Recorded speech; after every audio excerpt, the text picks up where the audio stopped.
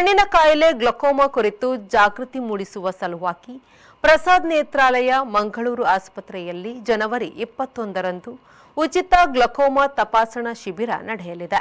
ಮಂಗಳೂರಿನ ಪ್ರತಿಷ್ಠಿತ ಕಣ್ಣಿನ ಆಸ್ಪತ್ರೆಯಾದ ಪ್ರಸಾದ್ ನೇತ್ರಾಲಯದಲ್ಲಿ ಜನವರಿ 21ರ ಭಾನುವಾರದಂದು ಉಚಿತ ಗ್ಲಕೋಮಾ ಕಣ್ಣಿನ ತಪಾಸಣಾ ಶಿಬಿರವನ್ನು ಆಯೋಜಿಸಲಾಗಿದೆ.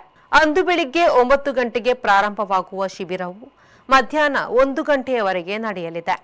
ಶಿಬಿರದಲ್ಲಿ ಉಚಿತ ತಪಾಸಣೆ ಇರುತ್ತದೆ.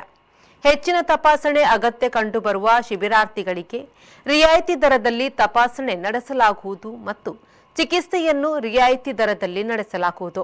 ಸಾರ್ವಜನಿಕರು ನೋಂದಣಿಗಾಗಿ 0824276565 ಅಥವಾ 9513586565 ನಂಬರ್ ಅನ್ನು ಸಂಪರ್ಕಿಸಬಹುದು. Bureau report V4 news Mangaluru.